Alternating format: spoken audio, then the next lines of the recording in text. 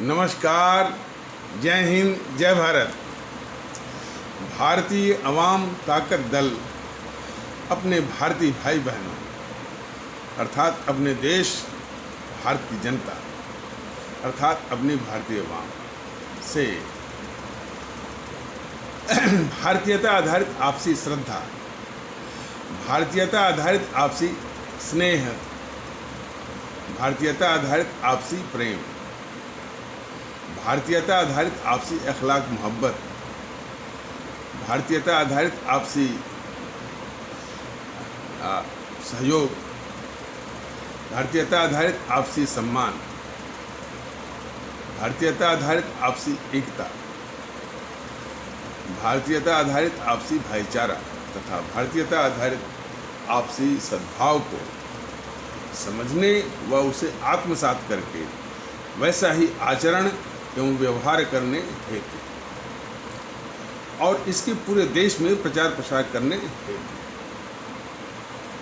और इसकी अहमियत और महत्व को प्रत्येक देशवासी को समझाकर उसे अपनाते हुए वैसा ही आचरण एवं व्यवहार करने हेतु और प्रत्येक देशवासी को अपना ही भारतीय भाई बहन मानकर, समझकर, अपनाकर उनके साथ वैसा ही और उसी अनुसार आचरण एवं व्यवहार करने हेतु सतत, सदैव और हमेशा अदब के साथ, आदर के साथ अर्ज करता है, विनती करता है। देखिए, एक बात हम अपने आदरणीय भारतीय भाई बहनों, अपने आदरणीय भारतीय अवाम से साझा करना चाहते हैं कि जब हम इन शब्दों का, इन लफ्ज़ों का जब इस्तेमाल करते हैं, प्रयोग करते हैं कि हमारे भारतीय भाई बहन, हमारे देश की जनता, हमारी भारतीय अवाम, तो हमको स्वर्ग से भी अधिक सुख, एक स्पॉन्टेनियस और स्पिरिचुअल ब्लिस आनंद का, अनेक नैसर्गिक आनंद का हमको अनुभव होता है, जिसका मैं बयान नहीं कर सकता। जब भी मैं अपने आदरणीय भारतीय भाई बहनों, अपने आदरणीय भारतीय अवाम, अपने देश की जनता का संबोधन मात्र से ही हमको स्वर्ग से भी अधिक एक नैसर्गिक सुख, एक स्पिरिचुअल ब्लिस का अनुभव होता है, अनुभूति होती है। ये मैं आप सभी के साथ साझा करना चाहता हूँ। चलिए आइए, ये तो रही बात अपने देशवासियों के साथ, अपने आदरणीय भारतीय भाई बहनों के साथ, अपने आदरणीय भारतीय अवाम के साथ। अब हमारा जो मुल्क है, हमारा देश है, भारतवर्ष है, उनके शत्रुओं के विषय में भी बराबर भारतीय जनता दल अभी यूट्यूब के माध्यम से आगाह कर रहा है, संसाधन जुटा रहा है, संसाधन के माध्यम से फिर आप लोगों के मध्य में आएगा, वो सारी बातें आपको बताएगा, साझा करेगा। कल जी न्यूज़ का एक एंकर है सुधीर चौधरी, वो डेली न्यूज़ एनालिसिस उसकी आती है रात के 9 बजे। तो वो राहुल गांधी के इस वक्तव्य पर कि मैं 15 मिनट के अंदर चीनी सेना को भगा दूंगा, पहला सवाल ये उठता है कि राहुल गांधी कौन है? राहुल गांधी को जी न्यूज़ और सारे चैनल वाले, बीजेपी वाले इतना महत्व क्यों देते हैं? पहला सवाल ये उठता है। राहुल को क्यों नहीं समझते कि ये देश का गद्दार है? ये डोकलाम के मुद्दे पर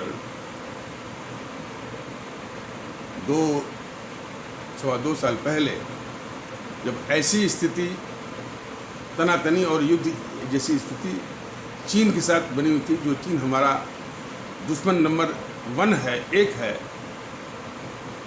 उसके साथ जब तनातनी और युद्ध जैसी स्थिति बनी हुई थी, तो ये गद्दार राहुल हमारे दुश्मन नंबर 1 चीन के राजदूत से रात के 12 बजे चोरी छिपे मिलता है। अब हमारे आदरणीय भारतीय भाई बहन जरा इसको समझें कि इससे बड़ा गद्दार कौन हो सकता है, बताइए। अब भी जब से ये 4-5 महीने से चीन के साथ युद्ध और तनातनी जैसी स्थिति बनी हुई है, तब भी यह दुश्मन चीन की जो प्रोपेगेंडा मशीन है, अफवाह की जो मशीन है, ग्लोबल टाइम्स, उसी की बातों को उठा करके, उसी को आधार बना करके ये गद्दार राहुल भारत के खिलाफ और चीन के पक्ष में बयान दे करके जो भारत के खिलाफ में माहौल बना रहा है। इसके पहले इसकी गद्दारियों की करतूतें देश देख चुका है।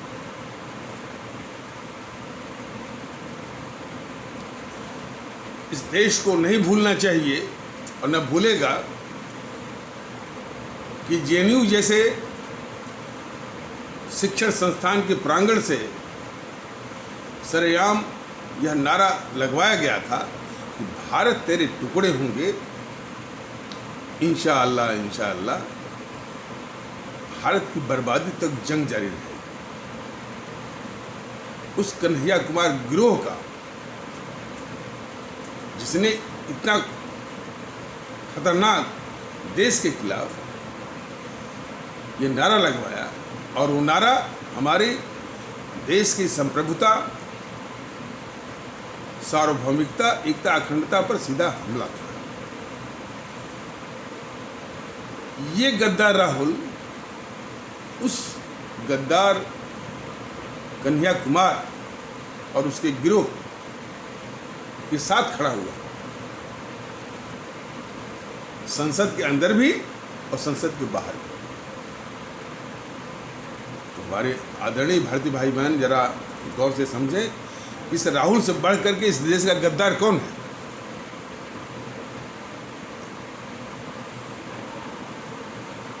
आतंकी शिविरों को जो भारत की सीमा से लगे हुए और पाकिस्तान की सीमा में हैं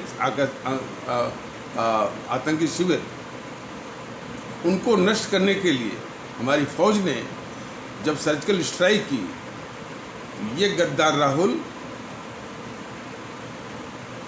हमारी उस सेना के शौर्य और पराक्रम पर सवाल उठाया, सबूत मांगा।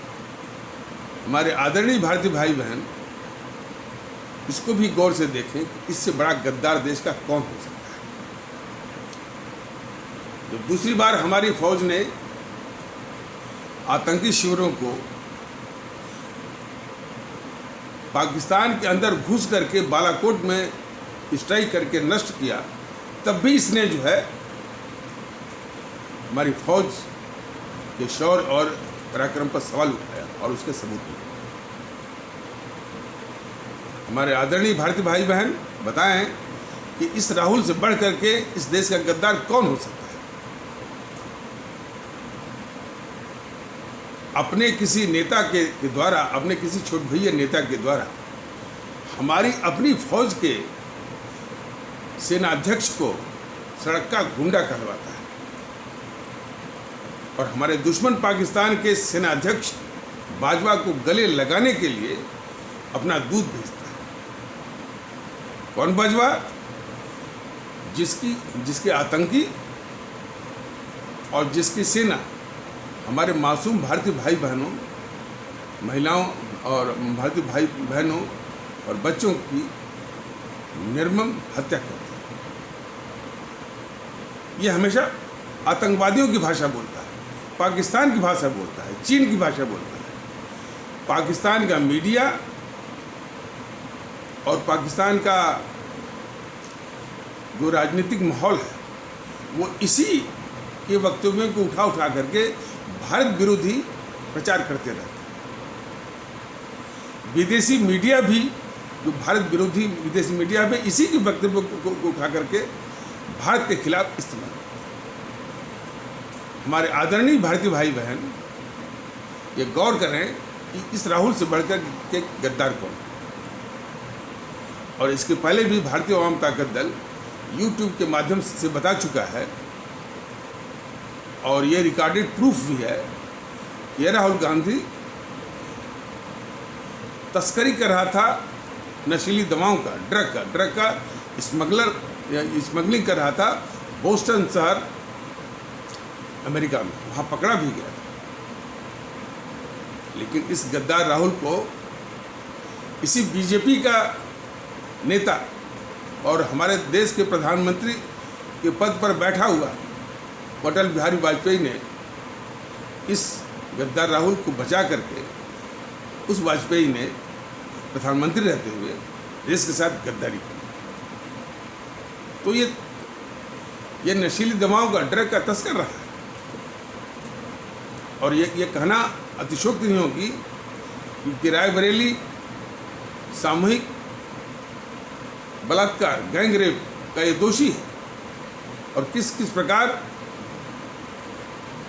उसमें मुलायम सिंह की सरकार थी उत्तर प्रदेश में, केंद्र में इसकी सरकार थी। पूरी व्यवस्था को पूरा कंट्राइव करके, उसको बेंड करके राज्य सरकार हो, केंद्र सरकार हो, न्यायपालिका को, पूरे केस को जो है इसने दबाया। ये चरित्र है। अब ये जी न्यूज़ बताएं कि उसकी बात को अहमियत क्यों देते हैं। अभी सीए के मामले में उसी ने तमाम झूठ अफवाह फैलाई, हमारे इस्लाम आस्था वाले भारतीय भाई बहनों के समाज को भड़काया। क्या ये जी न्यूज़ को पता नहीं है? बीजेपी को पता नहीं है? जी न्यूज़ के लोग क्यों नहीं मानते कि भाई इसकी किसी भी बात को तवज्जो नहीं देना है, देश को भी तवज्जो नहीं देना है, क्योंकि ये झूठी बोलता है, अफवाह फैलाता है। और हमारे आदरणीय भारतीय भाई बहन से ये गुजारिश है भारतीय आवाम ताकत दल की कि वे इस गद्दार राहुल की और झूठ फैलाने वाले, अफवाह फैलाने वाले राहुल की किसी भी बात पर ध्यान न दें, इसकी बात को कूड़ेदान में डालें, और फिर देखें कि उसकी बात को कौन उठा रहा है। जी न्यूज़ भी अपने को बड़ा देशभक्त कहता है ना, वो उसको तवज्जो क्यों दे रहा है?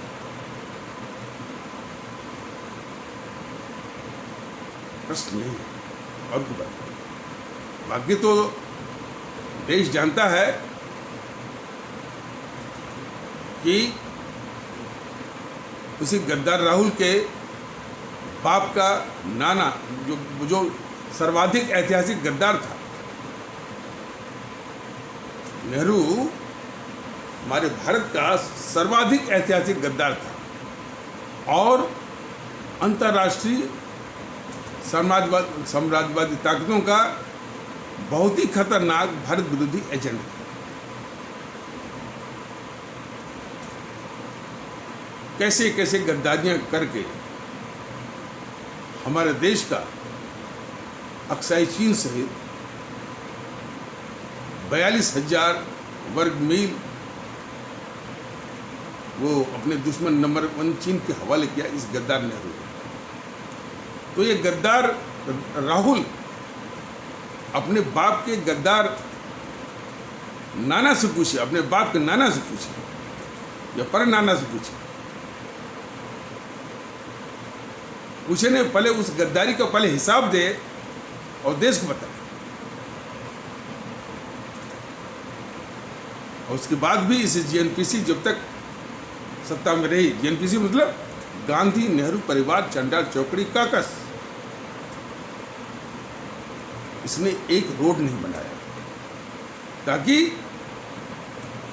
चीन हमारे क्षेत्र को में घुसता जाए, उसको दखल करता जाए। ये पूरा अवसर दिया इस गद्दार जीएनपीसी ने। एक रोड तक नहीं बनाया। ए.के. एंटनी का वो जो रक्षा मंत्री था, उसका जरा वक्तव्य सुनिए। एक बार बोला था लोकसभा में कि हमने सीमा पर रोड न बना करके हमने भारत की रक्षा की है। इस तरह का तर्क दिया ए.के. एंटनी, रक्षा मंत्री, गद्दार जेएनपीसी का। तो वो गद्दारी है, वो ए.के. एंटनी भी ऐसे। और आप लोगों ने देखा होगा इस गद्दार राहुल ने हमारे दुश्मन नंबर 1 चीन की कम्युनिस्ट पार्टी से बगैर बतौर जो जेएनपीसी पार्टी ने समझौता किया, और समझौता करके राजीव गांधी फाउंडेशन के जरिए रिश्वत लिया भारत के खिलाफ और चीन के पक्ष में गद्दारी करने के लिए। अब सवाल ये उठता है कि जी न्यूज जैसे मीडिया के लोग जो कि अपने को निष्पक्ष और देशभक्त दिखाने का दम्भ भरते हैं, वो इस गद्दार की बातों को इतना तवज्जो, इतना महत्व क्यों देते हैं? जो बातें उसके यानी कूड़ेदान लायक हैं, जो खुद ही गद्दार है, उसकी बातों को महत्व क्यों देते हैं? जो बीजेपी को महत्व देती है। बीजेपी तो खैर अब इस देश के दुश्मन बन चुकी है। इस खतरनाक राहुल को पूरा बचाने की ये साजिश कर रही है। पहले तो ये साजिश जितने भी इसके यूट्यूबर्स हैं वो ये साबित कर रहे हैं कि राहुल जो है इसको बस बोलने की तमीज़ नहीं है, ये अकल का कच्चा है, ये नासमझ है, राजनीतिक नासमझ है, और कुल मिलाकर ये पप्पू है। लेकिन देश का कितना खतरनाक गद्दार है, इसकी ओर हमारे आदरणीय भारतीय भाई बहनों का, हमारे आदरणीय देश की जनता का ध्यान न जाए। इस बात को ढकने के लिए ये साजिश जो है बीजेपी कर रही है और इसको बचा रही है। बीजेपी इस देश की कितनी दुश्मन बनी हुई है, उसको भी गौर से हमारे आदरणीय भारतीय भाई बहन इसको देखें।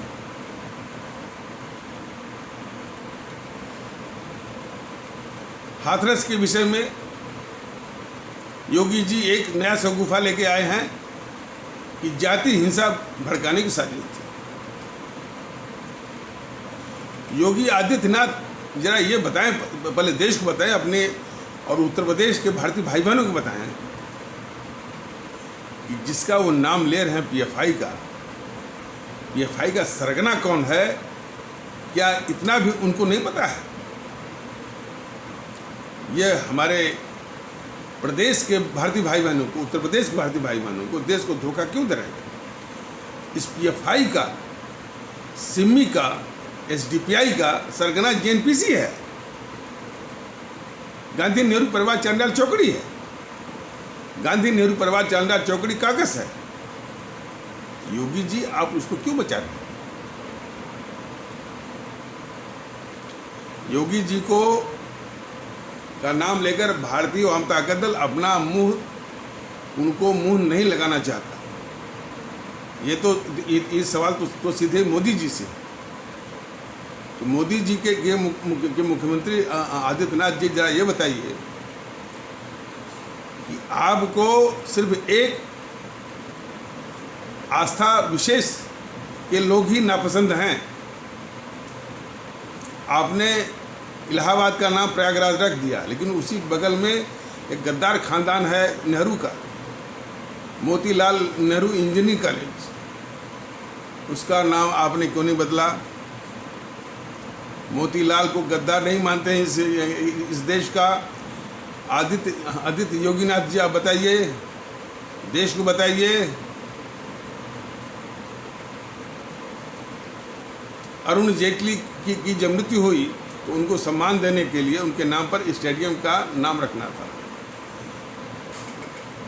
इन सबों ने तुरंत जहां फिरोज शाह कोटला लिखा था, फिरोज शाह, वहां पर तो अरुण जेटली का नाम रख दिया, लेकिन उसी के बगल में नेहरू स्टेडियम था, उसको छूने की इन समूह की मंशा और हिम्मत नहीं है। तो मोदी जी बताएं कि किसी आस्था विशेष के खिलाफ आपकी इतनी नफरत है और देश के गद्दारों से इतनी मोहब्बत है कि उसको नहीं छूते हैं। नेहरू यानी नेहरू का नाम बदल करके, नेहरू स्टेडियम का नाम बदल करके यदि आप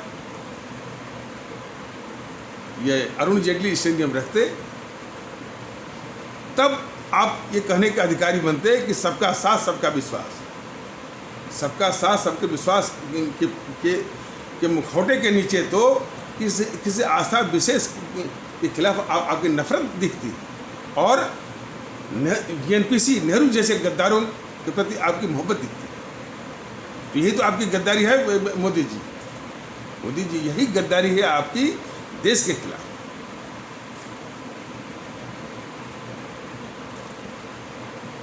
तो ये जैसे से देखिए, इनकी फितरत को जानने के लिए हमारे आदरणीय भारतीय भाई बहनों की इतनी फुर्सत नहीं है।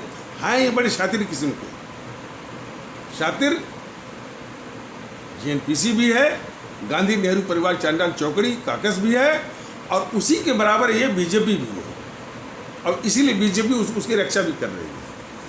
रक्षा इसलिए कर रही है कि वो सामने रहेगी तो उसी को दिखा करके वोट का माहौल ये बनाएगी। बस ये उसका ये है, यानी दुश्मनों को पाल करके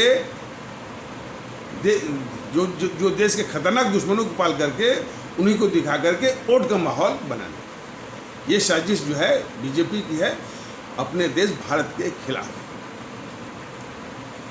तो ये है तमाम इस तरह के दृष्टांत, वाकयात, इंस्टांसेस जैसे जैसे आएंगे, भारतीय जनता दल बराबर ये बताता जाएगा। अब आ जाइए एक दूसरे विषय पर कि इन सब का इलाज वही है, भारतीयता। अब भारतीयता को सार्थक करने के लिए इन सारी शक्तियों को नष्ट में नाबूद करना होगा। बिहार का चुनाव आ रहा है तो इस रेवड़ी पर नहीं जाना है कि मोदी जी ने एक पुल के लिए रेवड़ी बांट दिया। मोदी जी का expressway, highway, freight corridor, industrial corridor, Bharatmala और रेलवे का आधुनिकीकरण, रेलवे स्टेशनों का आधुनिकीकरण, सड़कों का चौड़ीकरण और वो उज्ज्वला और सौभाग्य योजना सब व्यर्थ है।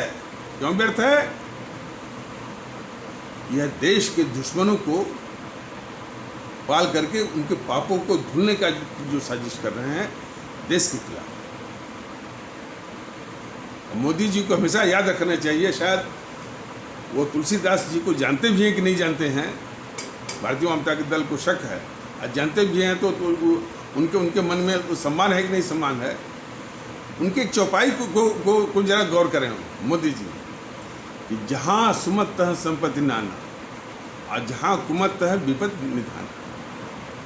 आपका एक्सप्रेसवे बल्कि कम होता, मेट्रो रेल थोड़ा कम होती, बुलेट ट्रेन थोड़ा कम होती, लेकिन सुमत की बहुत ज़रूरत है। एक बहुत बड़ा तबका है अपने भारतीय समाज का जो सुमत चाहता है, सुकून चाहता है, इज्जत चाहता है, वो बिल्कुल नदारद है। मोदी जी इसको आप नहीं देते। आप उसी के भुलावे में हमारे आदरणीय भारतीय भाई बहनों को सुविधा भोगी बना करके अपने पापों को ढकना चाहते हैं। आपका सबसे बड़ा पाप है कि इन देश के दुश्मनों को रक्षा करना, उनके पापों को धुलना देश के खिलाफ। यही आपका पाप है। और उस पाप को धुलने के लिए आप एक्सप्रेसवे दिखा रहे हैं, वो दिखा रहे हैं। मत भूलिए इसी तरह का पाप जो अंग्रेजों ने भी किया। अंग्रेजों ने पूरा रेल का जाल बिछाया हुआ था, रेल का नेटवर्क बिछाया हुआ है, उन अंग्रेजों का हुआ। पोस्टल सेवा का जाल जो है वो अंग्रेजों ने ही बिछाया था। टेलीग्राफ का जाल जो है अंग्रेजों ने ही बिछाया था। सड़कें भी बनवाई, कई भवन, कई बिल्डिंग इमारतें अंग्रेजों ने भी बनाई, लेकिन उनका ये सब किया हुआ काम जो है वह इस बात को धुल नहीं सकता कि वह इस देश के दुश्मन थे। वो इस देश के लुटेरे थे और इस देश के शोषक थे, वो एक्सप्लॉइटर थे। वही चीज़ तो है आपकी। आप इतना एक्सप्रेसवे बनवा दीजिए, सौभाग्य के द्वारा बिजली कनेक्शन दिलवा दीजिए, वो दिलवा दीजिए, लेकिन इतनी खतरनाक जीएनपीसी, खतरनाक राहुल, खतरनाक नेहरू के पक्ष में जो आप साजिश चला रहे हैं, यह देश जो है आपको कभी माफ़ नहीं करेगा। इसका हिसाब लेगा मोदी जी आपसे। शायद आपके बीजेपी के लोग बहुत गुमान में हों कि भाई ये अरा गरा नत्थु खरा भारतीय आवाम ताकत दल मेरा क्या कर सकता है, मेरे 12 करोड़ तो सदस्य हैं, इतनी बड़ी हमारी सेना है, इतनी बड़ी यूट्यूबर हैं। लेकिन इस मुकाबले में मेरे भगत सिंह ने इन्हें अकेले उस गुमान भरी अंग्रेजी सरकार की नींव को हिला दिया था। इसको मत भूलिए। तो ये जो गद्दारी का काम आप कर रहे हैं मोदी जी, इसका हिसाब देश लेगा। और इसीलिए भारतीय जनता दल कहता है कि किसी आंदोलन की जरूरत नहीं है, किसी अभियान की जरूरत नहीं है, और कोई हिंसा भी नहीं करनी है, और कोई अपशब्द भी नहीं बोलना है। चुनाव के वक्त, इलेक्शन के टाइम पर इनको मत पेटी पर माकूल जवाब देना है। अब जैसे बिहार का चुनाव आया है, देखिए 2-4 कैंडिडेट खड़ा करने की कोशिश करेगा ये भारतीय जनता दल। थोड़ा सा कैंडिडेट माने उम्मीदवार को भी के चयन में भी दिक्कत है, इसलिए कि उसने 4 पैमाने तय किए हुए हैं कि वो राष्ट्रभक्त हो, उनके सच्चे अर्थों में, कहा सुनी में नहीं, राष्ट्रभक्त हो, समर्पित हो, कर्तव्यनिष्ठ हो और चरित्रवान हो। तो इस तरह का सदस्य यदि मिलता है तभी वो भारतीय जनता दल उसको सदस्य बनाएगा, तभी उसको उम्मीदवार बनाएगा, कैंडिडेट बनाएगा। तो इसमें भी एक माने वो है थोड़ी सी या दिक्कत है। तो जो भी यदि 2-4 यदि खड़ा करता है बिहार के चुनाव में, ठीक है, और लेकिन ये सिर्फ भारतीय जनता दल के कहने मात्र से नहीं, ये अपनी आवाम को ही परखना है कि भाई ये 4 गुण है कि नहीं है। तभी जो है भारतीय जनता दल कहता है, तभी आप समर्थन दीजिए।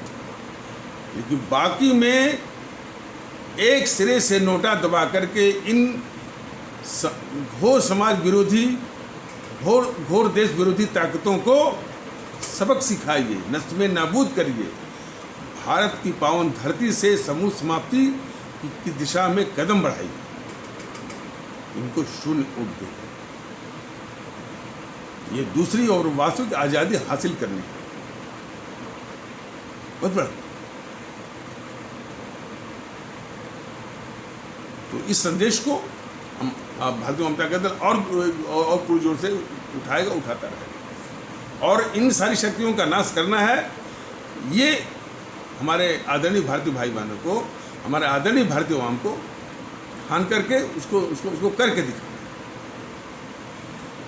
तो आ जाइए, वो जो वाक़या हुआ था कि एक बार मैं, यही जो मुद्दा है राष्ट्रभक्ति और भारतीय, इसी का एक व्याख्यान या स्पीच और मैं दे रहा था। लेकिन वो जो मजमा था वो सभी जो है हमारे इस्लाम आस्था वाले भारतीय भाई बहनों का। मैं फिर से कह दे रहा हूँ कि जब भी इस्लाम आस्था वाले भारतीय भाई बहनों का संबोधन भारतीय आवाम ताकत दल करता है, उसका तात्पर्य वही है जो आप लोग अपनी सुविधा के अनुसार मुसलमान कहते हैं। तो मुसलमान कहना भारतीय आवाम ताकत दल भारतीयता के माहौल में उचित इसलिए नहीं मानता है कि हमको जो उनको प्रतिष्ठित करना है, जो उनको इज्जत बख्शनी है वो भारतीय भाई बहन के रूप में करनी है। आस्था उनकी जरूर है, एक पंथ विशेष की आस्था इस्लाम में ठीक है, वो गौड़ है, लेकिन असली उनकी पहचान, असली उनका जो है एक दूसरे से जो नाता है, जो बंधन है, जो आकर्षण है, जो प्रेम है, वो भारतीयता का है, जो हमारे भारतीय भाई बहन। इसलिए मुसलमान शब्द जो है भारतीयता के माहौल के हिसाब से न तो उपयुक्त है और न तो न्यायपूर्ण है ये चीज। इसलिए भारतीय जनता दल हमेशा उनको हमेशा हमारे इस्लाम आस्था वाले भारतीय भाई बहन के रूप में कहता रहेगा, और ये विनती भी करता है, अर्ज भी करता है कि हमारे देश के लोग भी जब भी इस तरह का संबोधन की बात आए तो उनको भी मुसलमान न कह करके हमारे इस्लाम आस्था वाले भारतीय भाई बहन कहा करें, और उसी प्रकार किसी को हिंदू न कहें, हमारे सनातन आस्था वाले भारतीय भाई बहन, हमारे ईसाई आस्था वाले भारतीय भाई बहन, हमारे सिख पंथ आस्था वाले भारतीय भाई बहन, सबसे भारतीय भाई बहन का नाता, भारतीयता का नाता जोड़ना ही है, तभी ये मुल्क बचेगा। नहीं तो जो देश विरोधी ताकतें हैं इनको पहचानिए कि कितनी खतरनाक है। एक और बीजेपी ने जब से बीजेपी सत्ता में आई है, वो पुष्पेंद्र कुलश्रेष्ठ जैसे यूट्यूबर्स को लगाई हुई है, जो कि लगातार हमारे इस्लाम आस्था पर हमेशा जो है गंदी बातों से बोल करके, उसके खिलाफ बोल करके इस भारतीय माहौल को जहरीला बना रहा है। वो जो गिरोह है, वो जो गैंग है पुष्पेंद्र कुलश्रेष्ठ वाला, उसके साथ वो डी.के. दुबे भी हैं, मनीष ठाकुर भी हैं, हर्षवर्धन त्रिपाठी भी हैं, नीरज अत्री भी हैं, ओंकार चौधरी भी हैं, एक गैंग है। और उसी प्रकार दूसरी ओर जो है ये असदुद्दीन गिरोह और भी गिरोह है, वो भी उसी तरह का माहौल जो है ये खराब कर रहे हैं और भारतीय माहौल को जहरीला बना रहे हैं, विषाक्त बना रहे हैं, और भारतीय और भारतवर्ष राष्ट्र को या भारत राष्ट्र को एज ए नेशन स्टेट उसकी नींव को कमजोर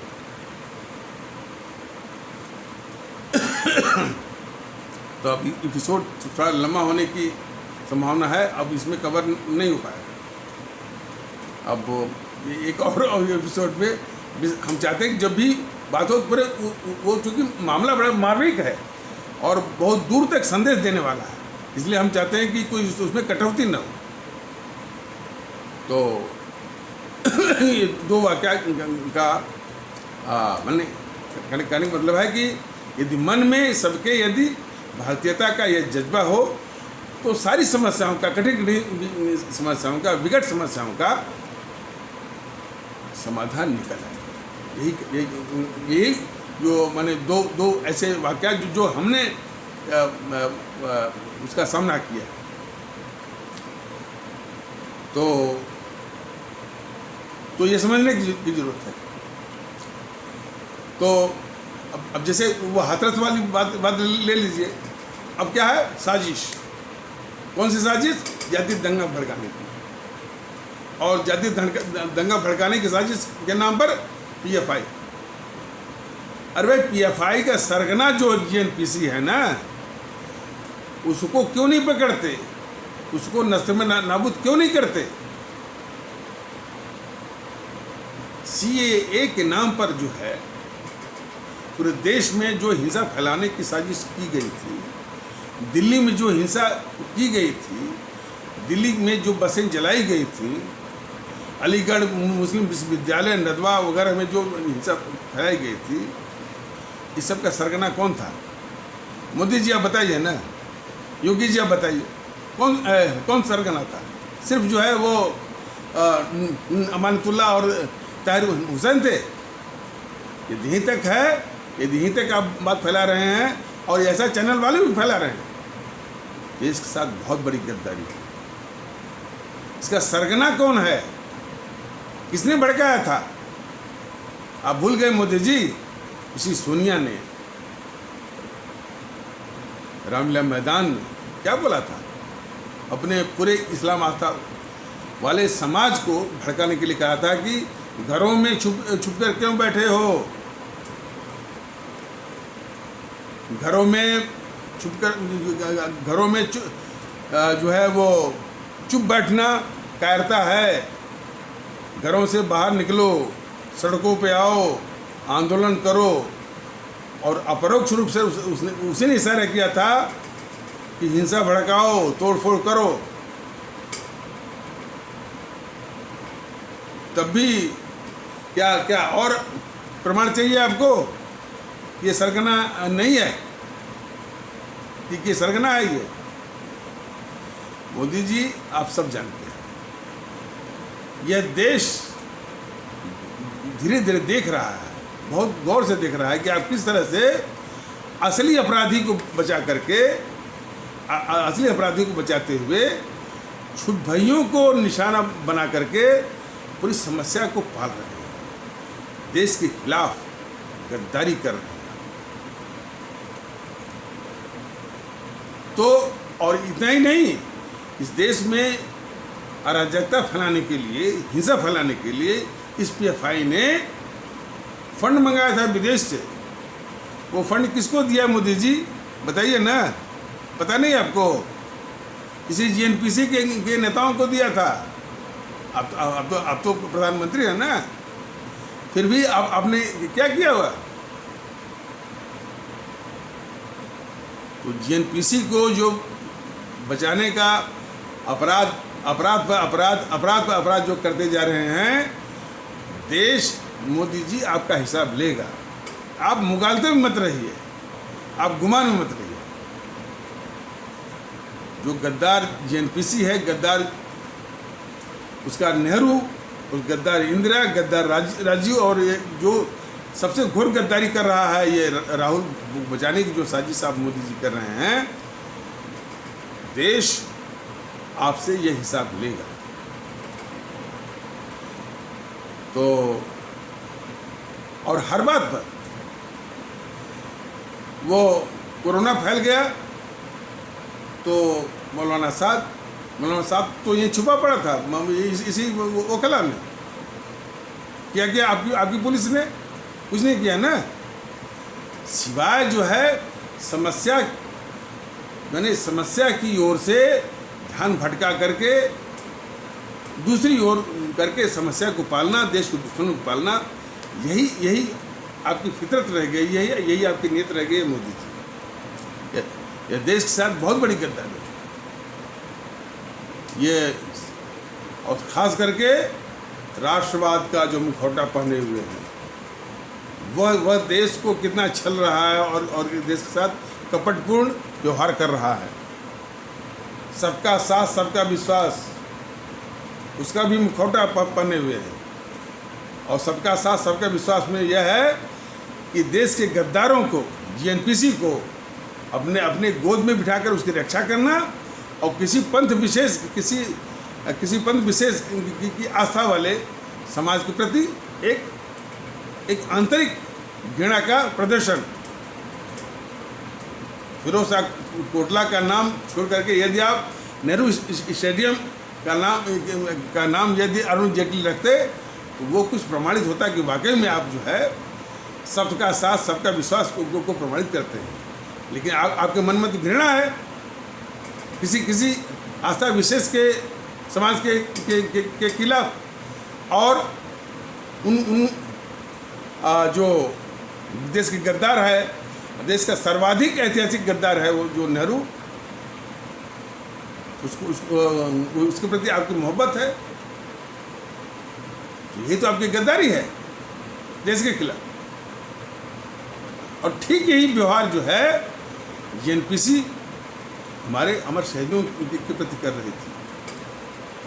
हमारे आदरणीय राष्ट्रभक्त शिरोमणि नेताजी सुभाष चंद्र बोस, शहीद आजम भगत सिंह, अमर शहीद चंद्रशेखर आज़ाद, अमर शहीद अशफाकुल्ला, अमर शहीद खुदीराम बोस, अमर शहीद सुब्रमण्यम भारती, अमर शहीद श्रीमती रानी लक्ष्मीबाई, अमर शहीद श्रीमती रानी चंद्रमा, अमर शहीद श्रीमती रानी गडिली।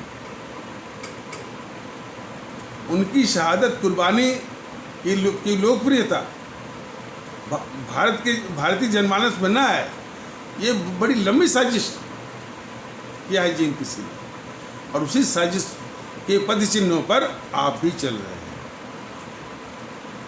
तो मत भूलिए, देश हिसाब आपसे लेगा। आप कितनी भी एक्सप्रेसवे बना दीजिए, कितना भी इंडस्ट्रियल कॉरिडोर बना दीजिए, कितनी भी कनेक्टिविटी बना दीजिए, तो सब आपका धुल जाएगा। चलिए, और बहुत जल्द इस देश की आवाम जागेगी, जागरूकता आएगी, और तब आपका भी हिसाब, बीजेपी का भी हिसाब अच्छी तरह से लिया जाएगा।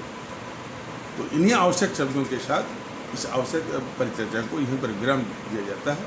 तब तक के लिए नमस्कार, जय हिंद, जय भारत।